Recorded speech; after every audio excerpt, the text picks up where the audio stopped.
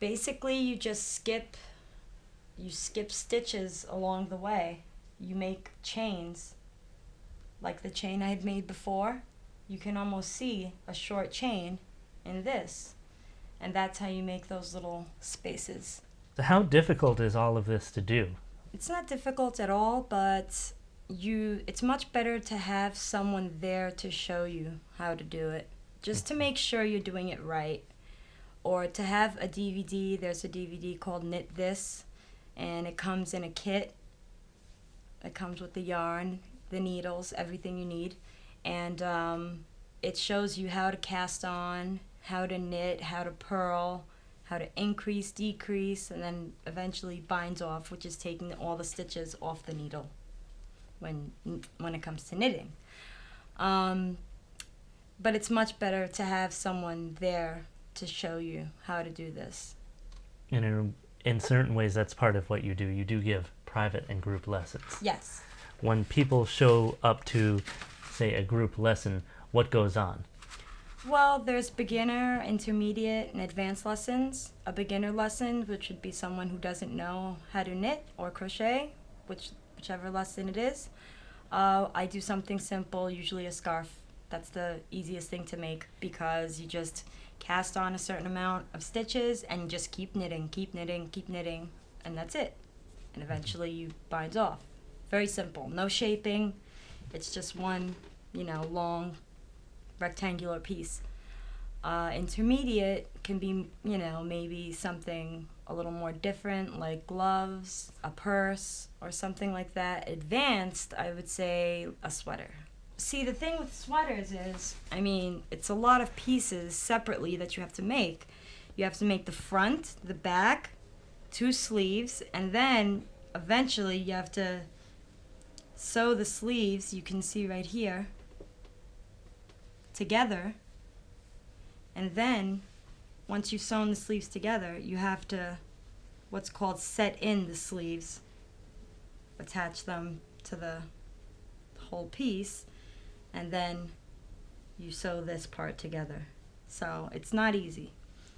Well, that and making sure that both sleeves are even. Exactly. Too. And then once all that's done, sometimes they want you to do a little border, like here, just a little ribbing to make it more sometimes whole, it's those like one piece. Well, garnishments that make it more, Yes. a little more complicated, but and on the bottom too. accents that, sort of bring definition to what you do. Yes. Not just an ordinary sweater. Right. And that's quite nice, especially Skull and Bones. I love that.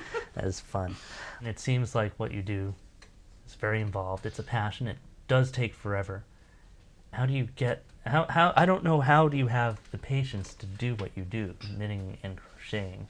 Yeah, people tell me that all the time, and I'm like the most impatient person in the world, but I just get into a zone of doing it, and, long and behold, an hour, 2 hours pass you by, and you see what you've made. For any beginning knitter out there, my suggestion to them is thick needles, big needles, like the ones I showed you, and thick wool, because you can see your progress fast. If you're going to use thin needles and thin wool and thin yarn, you're going to get bored because you're not going to be seeing any progress. That's just a little tip. You don't have to follow it, but it's nice to see, like, wow, look what I've already done this. It kind of makes sense as a beginner because you want to be gratified by what you're making. Exactly. A lot sooner, and it's hard to visualize the bigger picture. Right. But if you're a skilled knitter and you have the foresight to know just what you're doing and you're confident, Yes. then you can see far ahead. Yes. And make something much larger, right. A masterpiece, if you will, which is good. So we were talking earlier about the value of hand-knitted items, family heirlooms. Again, that emotional and sort of sentimental connection that a family member has when they pass something on to you. Even the skill, the fact that it's sort of, a finished product, that being a goal, sort of a sense of accomplishment, but also a sense of loss. Why do you suppose that is? Well, because you get attached to a project when you're doing it. It gives you something to do. Like, even if I see a mistake and it's like 10 rows down from where I was, I'll unravel it until I fix that mistake, because I want it to be perfect. Even no one will notice the mistake but me. If I notice it, I want it to be, I want it to be done correctly. So it's a sense of loss, though, because, you got used to doing your little pattern, and you got used to the instructions, in that method. So it's kind of a sense of loss, but it's nice to give away stuff like as gifts. That's a nice thing that I like to do. I crocheted hats for everyone last Christmas, so they like that much more than anything bought, because they knew how much time it took to make. And they appreciate that. Yes. You mentioned to me that there's unraveling parties. It's not always about the finished product. It's about doing it. Mm-hmm. It's about having something to do. That's why you feel that sense of loss. When you finish, you're like, oh man, I finished it. But then you're like, wow, look what I made. But in another sense, you're like, what do I do now? But make something else. Exactly. And you, at that point, you probably have tons of things that you want to make, because you saw what you can make and what you're capable of. So I want to get into crocheting and knitting.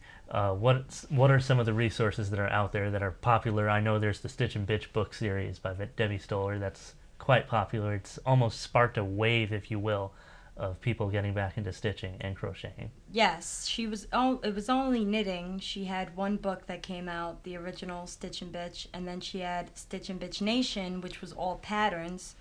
The original Stitch and Bitch book was basically just how to learn and a few patterns.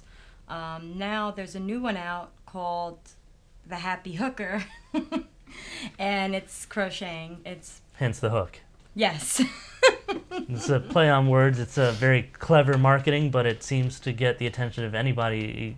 I would like to get into it. Maybe, knit little things like hats and stuff like that. Stuff for the family. iPod covers, cell phone covers. Yeah, things that are even current that can be sort of integrated into the 21st century, yet it's a pastime that, is lots of fun to do.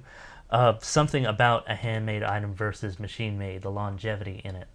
Which is probably why back in World War II, they were sending out kits to the women who were back at home to knit socks and other things for the men out at war, probably because, they last longer, And they hold up to wartime rigor. Yes.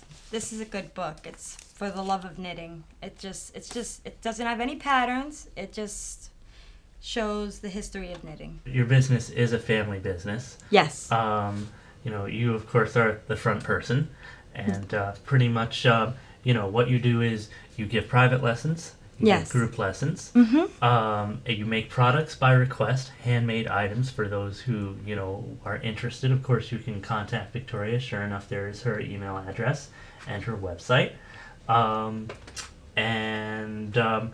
When someone makes a request, sometimes they're not too clued in on what is involved. I know you sit down with them, you show them, various swatches, options of what things can look like. What's a consultation like for someone who might want a handmade item? It's better off done face to face, as opposed to, you could do it through email too, I guess, or webcam. They need to know that it's not going to be, if they're asking for an Afghan, for a blanket, for the Cancer Awareness Afghan, which, by the way, I'm donating 10% of every Afghan ordered to the American Breast Cancer Foundation.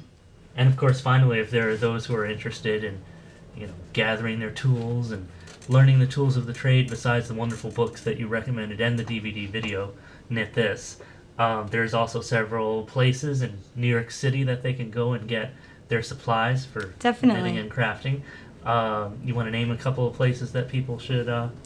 Rag Shop's a great place. They also have a kit. It's called How to Crochet and then How to Knit. Mm-hmm. It comes with the basic tools that you need. There's other magazines such as Interweave Knits. This magazine tends to have a lot of yarn that's very specialty item yarn.